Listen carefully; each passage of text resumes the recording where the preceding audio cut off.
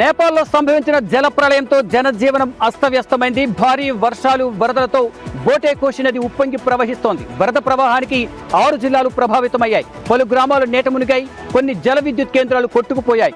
ప్రాణభయంతో ప్రజలంతా ఆహాకారాలు చేస్తున్నారు. ఈ వరదల వల్ల 16 మంది మృతి చెందగా పలువురు గల్లంతయ్యారు.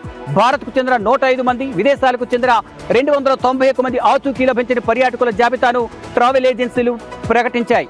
హెలికాప్టర్ ద్వారా సహాయక చర్యలు ప్రస్తుతం కొనసాగుతున్నాయి. నేపాల్ ప్రధానికి భారత ప్రధాని ఫోన్ చేసి అన్ని విధాల సహాయక సహకారాలు అందిస్తామని భరోసా కల్పించారు. ఇటీవల నిజామాబాద్లో మంత్రి పొంగులేటి పర్యటన తర్వాత తీవ్ర స్థాయిలో బీఆర్ఎస్ నాయకులు ఆగ్రహం వ్యక్తం చేస్తున్నారు. ఎందుకంటే మంత్రి పొంగులేటి నివాస యోగ్యానికి నోచుకొని కొంతమంది లబ్ధిదారులకి పట్టాలు ఇచ్చారని చెప్పి ఆగ్రహం వ్యక్తం చేస్తున్నారు. కాంగ్రెస్ పార్టీ ప్రభుత్వం వచ్చాక అభివృద్ధి కోసం ఇచ్చిన ఇండ్లు ఏవైతే ఉన్నాయో, కట్టిన ఇండ్లు ఏవైతే ఉన్నాయో వాటి అభివృద్ధి కోసం 130 కోట్లు విడుదల చేశారు. కానీ ఎక్కడ కూడా అభివృద్ధి చేయలేదు అంటూ బిగాల గణేష్ గుప్తా ఆగ్రహం వ్యక్తం చేస్తున్నారు. వెంటనే వాటిని అభివృద్ధి చేసి లబ్ధిదారులకు ఇళ్లను ఇవ్వాలంటూ కూడా మాజీ ఎమ్మెల్యే బిగాల గణేష్ గుప్తా తీవ్ర స్థాయిలో ఆగ్రహం వ్యక్తం చేస్తున్నారు.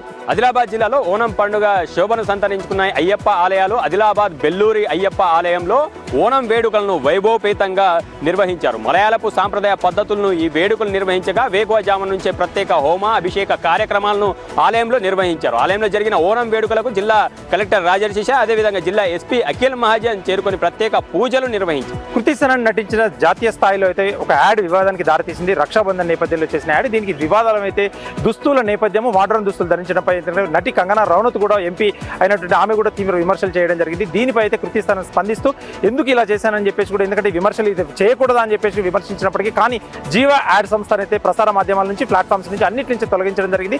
దీంతో ఇప్పుడు చల్లబడుతుందా సోషల్ మీడియా, లేదంటే కృతి సనన్ ఏ విధంగా స్పందిస్తుందండి వేచి చూడాల్సింది. ఈ యాడ్ పై అయితే తీవ్ర దుమారం చెలరేగింది జాతీయ స్థాయిలో. చిత్తూరు జిల్లా కుప్పం నియోజకవర్గం కంగుట్టి ఎస్టీ కాలనీకి చెందినటువంటి 5 చిన్నారులకు అస్వస్థతకు గురయ్యారు.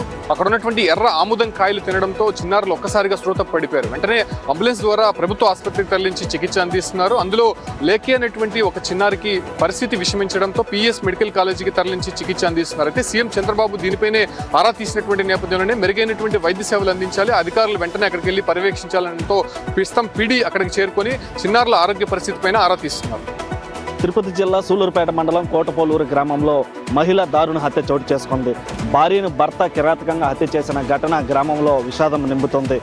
4 నెలల క్రితం వీరిద్దరి మధ్య మనస్పర్ధలు వచ్చి వేరువేరుగా ఉన్నారు. అయితే పెద్దల సమక్షంలో 2 రోజుల క్రితం వారిద్దరిని కలపడం జరిగింది. అయితే నిన్న సాయంత్రం ఒక్కసారిగా ఆ భార్యని శ్రీనివాసులు అనే వ్యక్తి బండి మీద తీసుకెళ్లి రాత్రి అంతా రాకపోవడంతో ఉదయాన్నే ఒక చీరలో చుట్టుకొని గ్రామంలోకి చనిపోయినటువంటి ఆ మహిళని గ్రామంలోకి తీసుకురావడంతో ఒక్కసారిగా గ్రామస్తులంతగా భయాందోళన చెందారు. అయితే ఈ యొక్క పోలీసులు కేసు నమోదు చేసుకుని విచారణ చేపట్టే క్రమంలో భార్యని భర్తే అతి కిరాతకంగా దాడి చేసి చంపినట్లుగా పోలీసుల నుంచి సమాచారం తెలుస్తుంది. అయితే ఈ ఘటన గ్రామంలో విషాద ఛాయలు అందుకున్నాయి.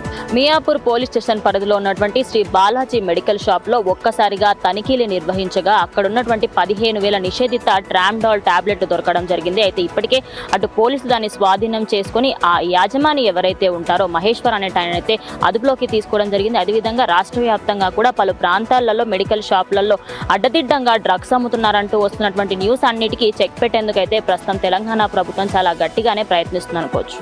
ఖమ్మం నియోజకవర్గంలో పర్యటించిన వ్యవసాయ శాఖ మంత్రి తుమ్మల నాగేశ్వరరావు రంధ్రపాలెం మండలం జింకల తండాలోని 13.5 ఎకరాల్లో స్వామి నారాయణ ఇంటర్నేషనల్ స్కూల్ భవన్ నిర్మాణానికి శంకుస్థాపన చేశారు. ట్రస్ట్ సభ్యులతో కలిసి దేశ విదేశాల్లో ఉన్న స్టాండర్డ్ను ఈ యొక్క స్కూల్లో ప్రవేశపెట్టే విధంగా మరోవైపు 1వ తరగతి నుంచి ఇంటర్మీడియట్ వరకు కూడా విద్యను అందించే విధంగా సిబిఎస్ సిలబస్తో సహా విద్యార్థులకు విద్యను సపరేట్గా అందించే విధంగా యొక్క ట్రస్ట్ సభ్యులు ముందుకు రావడంపై ఆ ట్రస్ట్ సభ్యులు అభినందించారు మంత్రి తుమ్మల నాగేశ్వరరావు. మద్యం అమ్మకాలు పెంచాలంటూ ఎక్సైజ్ అధికారులు ఒత్తిడి చేస్తున్నారని మద్యం షాపుల లైసెన్సుదారులు ఆవేదన చెందుతున్నారు. ఆగస్టు నెలలో అమ్మకాలు 10% పెంచాలంటూ ఎక్సైజ్ అధికారులు చెప్పడంతో మద్యం షాపుల యజమానులు బెంబేలెత్తిపోతున్నారు. ఇప్పటికే కోట్లాది రూపాయల విలువైన మద్యం స్టాకును షాపుల్లో నిల్వ చేసుకున్న ఆ దుకాణదారులు అవి అమ్ముడుపోక తీవ్ర నష్టాల్లో ఉన్నామని చెప్తున్నారు. మరో నెల రోజుల్లో లైసెన్స్ కూడా పూర్తవుతున్న సందర్భంలో ఇప్పుడు స్టాక్ పెట్టుకుని నష్టపోతామని ఆవేదన చెందుతున్నారు. వచ్చే 2 ఏళ్ళు కూడా లైసెన్స్ను పొడిగిస్తూ ఉంటే ఎక్సైజ్ అధికారులు చెప్తున్నా నమ్మకం లేదంటూ కూడా మద్యం దుకాణదారులు చెప్తున్నారు. గత ఏడాది ఇదే ఆగస్టు నెలలో 94 కోట్ల రూపాయల అమ్మకాలు జరగగా ఇప్పుడు ఆ అమ్మకాలు గణనీయంగా పడిపోవడంతో ఎక్సైజ్ అధికారులు ఒత్తిడి తెస్తున్నారంటూ కూడా విమర్శలు చేస్తున్నారు మద్యం షాపుల యజమానులు. అనంతపురం జిల్లా కొందిర్పి మండలం తెనగల్లు గ్రామానికి చెందిన రైతు వెంకటేశ్వర పైన ఎలుగుబంటి దాడి చేసింది. తెల్లవారుజామున పొలానికి నీళ్లు పెట్టడానికి వెళ్లిన సమయంలో ఈ దాడి జరిగింది. ఒక్కసారిగా వెంకటేశ్వర అరవడంతో ఎలుగుబంటి అక్కడి నుంచి పారిపోయింది. తలకు భుజానికి తీవ్ర గాయాలయ్యాయి. దాదాపుగా 40 కుట్లు పడినట్టు తెలుస్తోంది. వెంటనే బంధువులు ప్రభుత్వ ఆసుపత్రికి తరలించి చికిత్స అందించారు. పరిస్థితి తీవ్రంగా ఉండడంతో అనంతపురం ప్రభుత్వ ఆసుపత్రిలో చికిత్స అందిస్తున్నారు. అయితే ఎలుగుబంట్ల దాడుల నుంచి రైతులను కాపాడాలని రైతులు అటవీ శాఖ అధికారులను కోరుతున్నారు.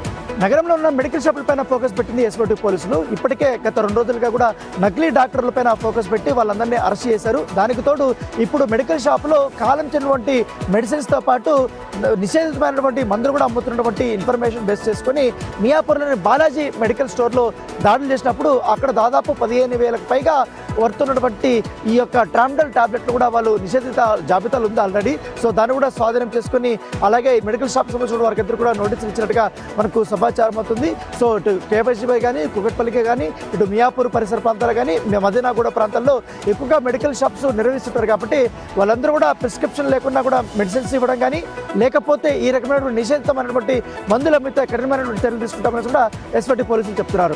ఈ నెల 27న ప్రతి గ్రామంలో గ్రామ సభలు నిర్వహించి అదేవిధంగా ఎస్ఐఆర్కు సంబంధించినటువంటి తుది ఓటరు జాబితాను గ్రామంలో ఉన్నటువంటి ప్రజలకు చదివి వినిపించాలంటూ కూడా మెదక్ జిల్లా కలెక్టర్ ప్రతిమా సింగ్ సూచించారు. అభ్యంతరాలు ఉన్న ప్రతి ఒక్కరూ ఆ గ్రామ సభలో తమకు సంబంధించినటువంటి అభ్యంతరాలను వ్యక్తం చేయాలని సూచించారు.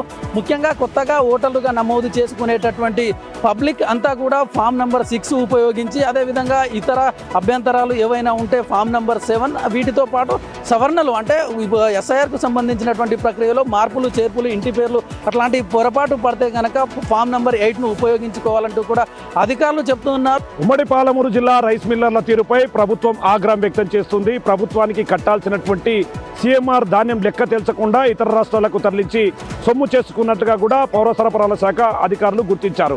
మొత్తంగా ఆయా రైస్ మిల్లర్లపై విజిలెన్స్ అండ్ ఎన్ఫోర్స్మెంట్ దాడులు జరిపినప్పటికీ వాళ్ళలో ఎలాంటి కదలికలు లేకపోవడం, ప్రభుత్వానికి కట్టాల్సినటువంటి డబ్బులు కట్టకుండా తప్పించుకు తిరుగుతున్న వారిపై కొరడా జులిపించేందుకు అధికార యంత్రాంగం సిద్ధమైంది. మొత్తం ఉమ్మడి పాలమూరు జిల్లాకు సంబంధించి 700 కోట్ల రూపాయలు సీఎంఆర్ ధాన్యాన్ని రైస్ మిల్లర్లు మాయం చేసినట్లుగా అధికారులు గుర్తించారు. మరి ప్రభుత్వం వీరిపై ఎలాంటి చర్యలు తీసుకుంటుందో వేచి చూడాల్సినటువంటి పరిస్థితి జిల్లాలో కనపడుతుంది. ఆదిలాబాద్ జిల్లా వ్యాప్తంగా మిలాద్ ఉన్ నబీ వేడుకలను ఘనంగా జరుపుకున్నారు ముస్లిం సోదరులు. ఉమ్మడి జిల్లా వ్యాప్తంగా ఉన్న ప్రధాన పట్టణాల్లో భారీ శాంతి ర్యాలీలు నిర్వహించారు. భారీ శాంతి ర్యాలీలో పాల్గొన్న ముస్లిం సోదరులు మహమ్మద్ ప్రవక్త పుట్టినరోజు సందర్భంగా ప్రవక్త ఇచ్చిన సందేశాలను స్మరించుకుంటూ ప్రత్యేక ప్రార్థనలు చేస్తూ ఇటు ర్యాలీలు అయితే కొనసాగించారు. రాయలసీమ 8 జిల్లాల న్యాయవాదులు విధులు బహిష్కరించి ఆందోళన బాట. ఇటీవల కాలంలో మంత్రి నారా లోకేష్ 90 రోజుల్లో కర్నూలులో హైకోర్టు బెంచ్ ఏర్పాటు చేస్తామంటూ ఇచ్చిన హామీ త్వరితగతిన పూర్తి చేసి కర్నూలులో హైకోర్టు బెంచ్ ఏర్పాటు చేయాలంటూ డిమాండ్ చేస్తూ ఉన్నారు. ఎందుకంటే గతంలో శ్రీబాగ్ ఒప్పందంలో భాగంగా ఒక ప్రాంతంలో రాజధాని ఉంటే మరో ప్రాంతంలో హైకోర్టు ఉండాలనేదే నిబంధన. దాని అనుగుణంగానే కర్నూలులో హైకోర్టు బెంచ్ ఏర్పాటు చేయాలంటూ భారీ ఎత్తున ఆందోళన చేస్తున్నారు. ప్రభుత్వం స్పందించకుంటే రానున్న రోజుల్లో పెద్ద ఎత్తున ఉద్యమం చేస్తామంటూ కూడా హెచ్చరిస్తున్నారు. ఇప్పటికే డీజీపీఎస్సీ నుంచి వచ్చిన నోటిఫికేషన్కి నిరుద్యోగులందరూ కూడా అసంతృప్తి చెందగా ముఖ్యంగా చూసుకుంటే కొత్త కమిషనర్లకు సంబంధించినటువంటి ఏదైతే అప్డేట్ ఉందో ఇప్పటికీ ఇవ్వలేదు. అలాగే అప్లికేషన్కి సంబంధించినటువంటి కానిస్టేబుల్కి 1,500 రూపాయలు, ఎస్ఐకి 1,500 రూపాయలు నిలువ దోపిడీ జరుగుతుందని చెప్పేసి కూడా విద్యార్థులందరూ కూడా ఆందోళన వ్యక్తం చేస్తున్నారు. ముఖ్యంగా దీనికి సంబంధించినటువంటి అధికారులు స్పందించి ఏదైతే అప్లికేషన్ ఫీజులు ఉన్నాయో అవి తగ్గించాలని చెప్పేసి కూడా డిమాండ్ చేయడం జరిగింది. అధిక ఫీజులు వసూలు చేసే నిరుద్యోగ నోటిఫికేషన్లు భర్తీ చేయాలని చెప్పేసి కూడా డిమాండ్ చేశారు. ఈ నెల 28న మంగళగిరిలో జనసేన పార్టీ ఆత్మీయ సమావేశం జరగబోతుంది. ఎమ్మెల్యేలు, ఎంపీలు, పార్టీ సంబంధించినటువంటి ప్రతినిధులతో పాటు 2019లో పోటీ చేసిన అభ్యర్థులు, 2021లో పోటీ చేసినటువంటి స్థానిక సంస్థలో పోటీ చేసిన అభ్యర్థులందరూ ఈ సమావేశానికి హాజరు కాబోతూ ఉన్నారు. ప్రధానంగా రాబోయే స్థానిక సంస్థల ఎన్నికలకి నేతల్ని, కార్యకర్తల్ని దిశానిర్దేశం చేసే విధంగా ఈ ఆత్మీయ సమావేశం జరగబోతుంది. అనంతరం ఈ సమావేశం తర్వాత జనసేన పార్టీ ఏర్పాటు చేసిన కోఆర్డినేషన్ కమిటీ సమావేశం జరగబోతుంది. విశాఖ ఆతిథ్య రంగంలో భారీ మార్పులకు వేదిక అవుతుంది. 15 కొత్త స్టార్ హోటల్ నిర్మాణానికి ప్రణాళికలు సిద్ధమయ్యాయి. ఐటీసీ, హయాత్, హిల్టన్, లెమన్ ట్రీ వంటి ప్రముఖ హోటల్ సంస్థలు విశాఖలో నిర్మాణానికి ముందుకు వస్తున్నాయి. కొత్త హోటల్స్ అన్ని పూర్తయితే 2500 అత్యాధునిక రూమ్స్ పర్యాటకులకు అందుబాటులోకి రానున్నాయి. ప్రస్తుతం విశాఖలో స్టార్ హోటల్స్ 1800 రూమ్స్ అందుబాటులో ఉంటే కొత్త హోటల్ నిర్మాణంతో రూమ్ సంఖ్య పెరగనుంది.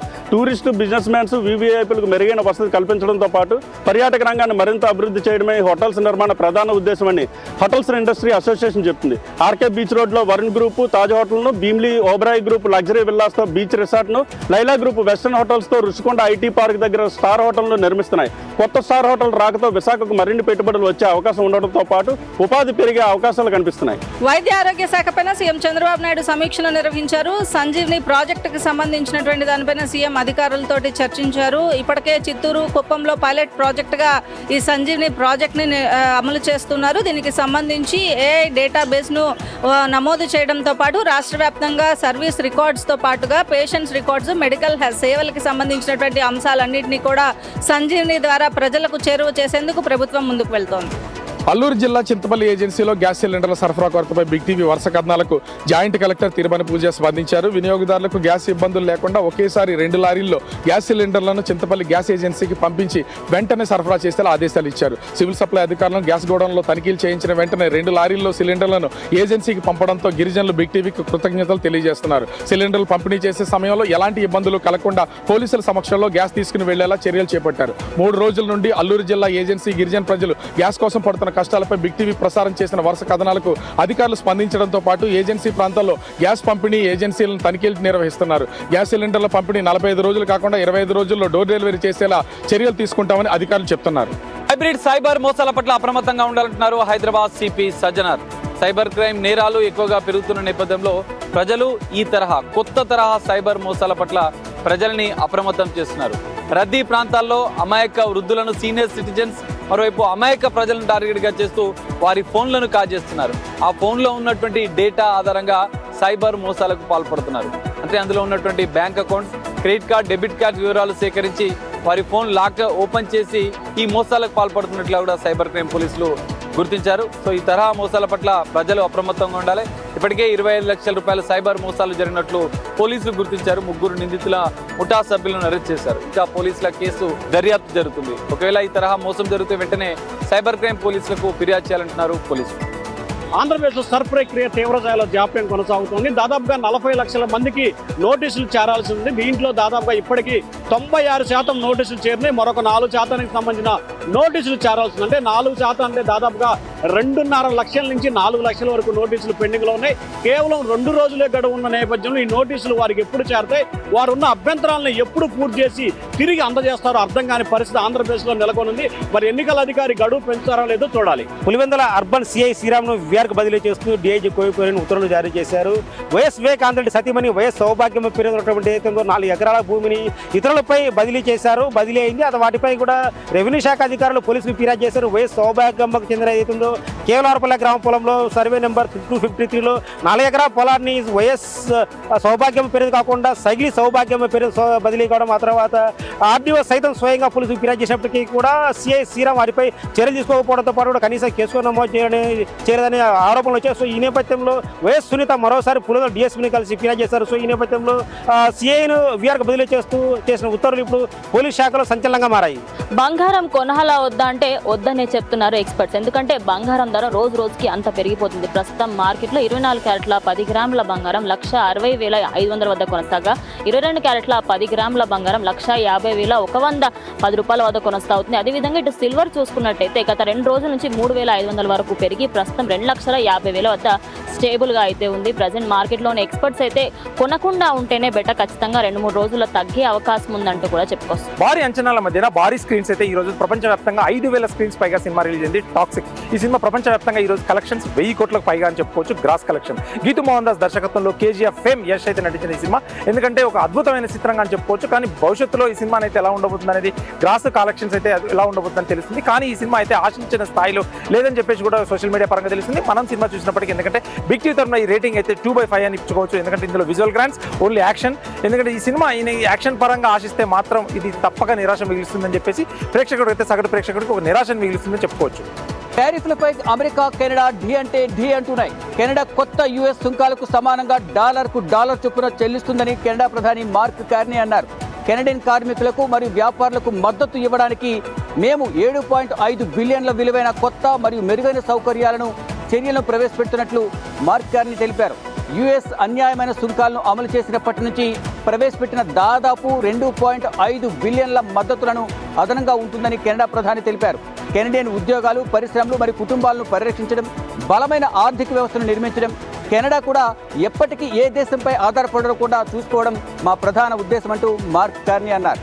అల్లూరి, అనకాపల్లి జిల్లాల నుండి భారీగా అక్రమ గంజాయి రవాణా జరుగుతుంది. గంజాయి కోసం హైదరాబాద్, ఢిల్లీ, ముంబై, చెన్నై నుండి భారీగా ఆర్డర్స్ వస్తుండటంతో అక్రమ రవాణా చేయడానికి కొత్త దారులు వెతుకుతున్నారు. ఎండబెట్టిన గంజాయిని 100 కిలోల్లో రవాణా చేయడం కష్టంగా మారిపోవడంతో లిక్విడ్ గంజాయిని సిద్ధం చేస్తున్నారు. లిక్విడ్ గంజాయిని హవీస్ ఆయిల్ రూపంలో సరిహద్దులు దాటించేస్తున్నారు. గత 10 రోజుల్లో అనకాపల్లి జిల్లా సరిహద్దుల్లో 3 కోట్ల విలువైన లిక్విడ్ గంజాయిని పోలీసులు సీజ్ చేశారు. నర్సీపట్నం రూరల్ పోలీస్ స్టేషన్ పరిధిలో ఒక్కరోజే 2 కోట్ల విలువైన 14.7 కేజీ లిక్విడ్ గంజాయిని అక్రమ రవాణా చేస్తున్న అంతర్రాష్ట్ర ముఠాను పోలీసులు అరెస్ట్ చేశారు. కవర్లో లిక్విడ్ గంజాయిని రవాణా చేస్తున్న 5 నిందితులను అరెస్ట్ చేసి ఆటో, 2 బైకులు, 5 సెల్ ఫోన్లను పోలీసులు సీజ్ చేశారు. ఒరిస్సా బార్డర్ నుండి అల్లూరు సీతారామరాజు, అనకాపల్లి జిల్లాల మీదుగా ప్రతిరోజు కోట్ల విలువైన గంజాయిని ముఠా అక్రమ రవాణా చేస్తుంది. గోదావరి పుష్కరాలకు సంబంధించి 2027కి సంబంధించి 6 కలెక్టర్లతోటి ముఖ్యమంత్రి చంద్రబాబు అయితే సమీక్షా సమావేశం నిర్వహించారు. అందులో కాకినాడ కలెక్టర్తో కూడా సమీక్షా సమావేశం నిర్వహించారు. కాకినాడ కలెక్టర్ హరేంద్ర ప్రసాద్ అధికారులతో సమీక్షా సమావేశాన్ని అయితే నిర్వహించారు. ఇందులో 9 మండలాలకు సంబంధించి దాదాపుగా 82 సి కేటగిరీ కొత్త ఘాట్లను ఏర్పాటు చేయనట్లుగా అయితే తెలిపారు. దీనికి సంబంధించి పుష్కరాలకు వచ్చే భక్తులందరూ కూడా భక్తి శ్రద్ధలతో ఉండే విధంగా, ఒక ఆధ్యాత్మిక శోభ కలిగే విధంగా కూడా పూర్తిగా ఆ ప్రాంతాన్ని అంతా కూడా శుభ్రంగా ఉంచాలని తెలిపారు. అదేవిధంగా చూసుకున్నట్లయితే ట్రాఫిక్ కావచ్చు, పర్యటనకి సంబంధించిన కూడా అన్ని ఫెసిలిటీస్ కూడా కల్పించాలంటూ కూడా అధికారులకు సూచించారు.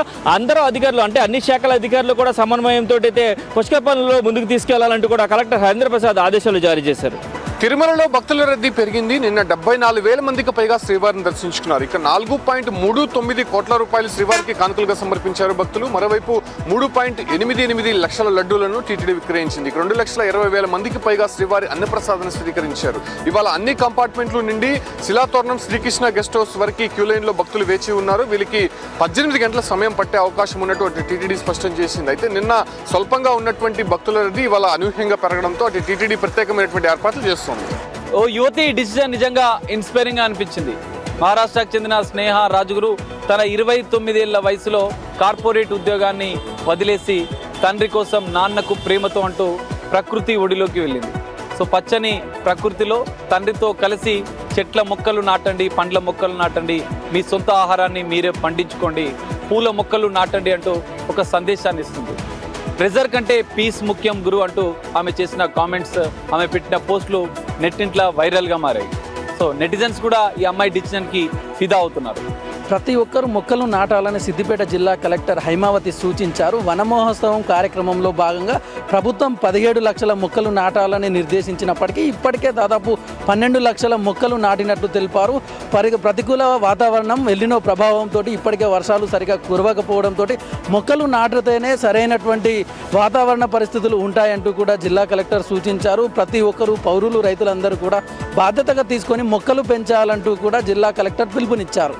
శ్రీశైల భ్రమరాంబ మల్లికార్జున స్వామివార్ల దర్శనానికి భక్తుల రద్దీ సర్వసాధారణంగా కొనసాగుతుంది. భక్తులు మొదట కళ్యాణకట్టులో తలనీలాలు సమర్పించి పాతాళగంగలో స్నానం ఆచరించి శివనామ స్మరణంతో క్యూ కాంప్లెక్స్లో వేచి ఉన్నారు. క్యూ కాంప్లెక్స్లో వేచి ఉన్న భక్తులకు దర్శనానికి 2 గంటలు సమయం పట్టే అవకాశం ఉందని, భక్తులంతా సంయమనం పాటించాలని, భక్తులకు ఎలాంటి అసౌకర్యాలు లేకుండా అన్ని రకాల చర్యలు చేపట్టామంటూ ఆలయ ఈవో శ్రీనివాసరావు తెలిపారు. క్యూ కాంప్లెక్స్లో వేచి ఉన్న భక్తులకు పాల నీళ్లతో పాటు అల్పాహారం కూడా ఏర్పాటు చేశాము. నిన్న స్వామి అమ్మవార్ల దర్శనానికి దాదాపు 27,000 మంది స్వామి అమ్మవార్ల దర్శనం చేసుకున్నారని ఆలయ అధికారులు చెప్తున్నారు. ఈరోజు సాక్షి గణపతి స్వామివారికి ప్రత్యేక పూజా కార్యక్రమాలు జరగనున్నాయి.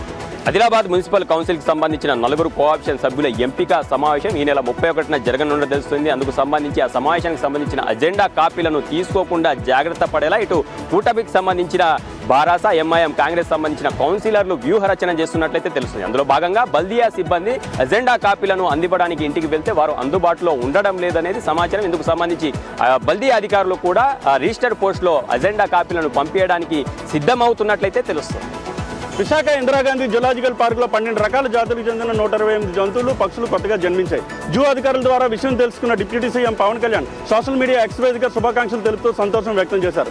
అటవీ శాఖ చేపడుతున్న శాస్త్రీయ సంరక్షణ, రీప్రొడక్షన్ కార్యక్రమాలు మంచి ఫలితాలను ఇస్తున్నాయని, ఇది రాష్ట్రంలో వన్యప్రాణుల సంరక్షణకు మరింత బలాన్ని చేకూరుస్తుందని డిప్యూటీ సీఎం అన్నారు.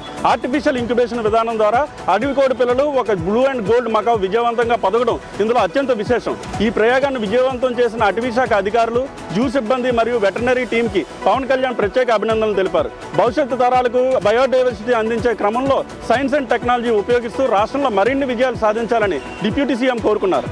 ఎర్రచంద్రం అక్రమ రవాణాకు పాల్పడుతున్న ముఠాను అరెస్ట్ చేశారు అన్నమయ్య జిల్లా లెక్కడపల్లి పోలీసులు. గత కొంతకాలంగా శేషిచర్ల కొండల నుంచి కూడా ఎర్రచందొంగలను స్థానికంగా తరలించి వాటిని కూడా లెక్కడపల్లి ప్రాంతంలో ఒక డంపింగ్ చేసి అక్కడి నుంచి కూడా ఇతర ప్రాంతాలకు చెన్నై, బెంగళూరు లాంటి ప్రాంతాలు తరలిస్తూ నిఘా ఉంచారు. వాటిపై కూడా పోలీసులు పక్కా సమాచారంతో కడప, అన్నమయ్య జిల్లాకు చెందిన 3 వ్యక్తులను అదుపులో తీసుకున్నారు. వారు 3 నుంచి కూడా దాదాపు 6 దొంగలు స్వాధీనం చేసుకుని వాటితో పాటు కూడా కారు సీజ్ చేశారు. వాటి విలువ దగ్గర 10 లక్షల పైన ఉంటుందని ఇప్పటికే వాటిపై కేసు నమోదు చేశారు. పోలీసులు ఎర్రచంద్రం అక్రమానికి పాడితే మాత్రం గట్టి చర్యలు తీసుకుంటామని హెచ్చరించారు. భద్రాచలం నుంచి హైదరాబాద్కు నూతనంగా నిర్మాణం చేపట్టబోయే జాతీయ రహదారి 930కి సంబంధించి ఫారెస్ట్ భూమి సుమారు 78 ఎకరాల పైగా కోల్పోతున్న నేపథ్యంలో ఢిల్లీకి చెందిన ఐఎఫ్ఎస్ ఆఫీసర్ రంగస్వామి ఆ కోల్పోతున్న భూములను పరిశీలన చేశారు స్థానిక ఫారెస్ట్ అధికారులతో కలిసి.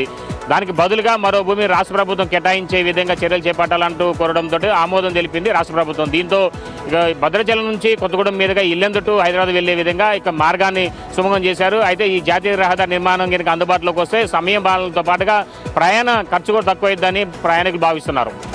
మున్సిపల్ ఎన్నికలు విజయవాడ రాజకీయాలు కొత్త మలుపు తిప్పేలా కనబడుతున్నాయి. మేయర్ పీఠం పైన అనేక మంది కన్నేసినప్పటికీ ఇప్పుడు కొత్త వారి పేరు మేయర్ పదవి రేసులో వినబడుతుంది. ప్రధానంగా వంగవీటి రంగా కుమార్తె ఆశాకిరణ్ తెలుగుదేశం పార్టీలో చేరబోతున్నట్లు, ఆమెకు మేయర్ పదవి ఇవ్వబోతున్నట్లు పెద్ద ఎత్తున సోషల్ మీడియాలో ప్రచారం జరుగుతుంది. ఇప్పటివరకైతే దీనిపైన అటు టీడీపీ కానీ ఆశాకిరణ్ కానీ స్పందించలేదు. ఆమె యాక్టివ్గా ఉన్నారు కానీ రాజకీయంగా ఇప్పటివరకు ఏ పార్టీలో చేరలేదు. టీడీపీలో చేరి మేయర్ పదవి ఆమె పోటీ చేస్తారనే ప్రచారం సాగుతుంది. శ్రీకాకుళం జిల్లాలో నాగావళి నదికి వరద ప్రవాహం పెరుగుతుంది. గొరిస్సాలో కురుస్తున్న వర్షాల కారణంగా నాగావళి నదిలో క్రమంగా వరద ప్రవాహం పెరుగుతూ కనిపిస్తుంది. ఉదయానికి మరింత వరద ఉధృతి నాగావళి నదిలో అయితే కనిపిస్తుంది. నాగావళి నదిపై నిర్మించిన అనేక ప్రాజెక్టులు వరద నీరు చేరుతుండటంతో ఈసారి సాగునీటి సమస్యకు చెక్ పడినట్లని అధికారులు భావిస్తున్నారు. మరోవైపు ఈ ఏడాది నాగావళి నదిలో నీరు చేరడం ఇదే మొదటిసారి అని చెప్పి అధికారులు భావిస్తున్నారు. ఇప్పటివరకు నీరు లేకపోవడంతో రైతులు తీవ్ర ఇబ్బందులు పడ్డారు. ఈ నీరు చేరుతుండటంతో రైతుల సమస్యకు కూడా చెక్ పడినట్టే అని భావించవచ్చు.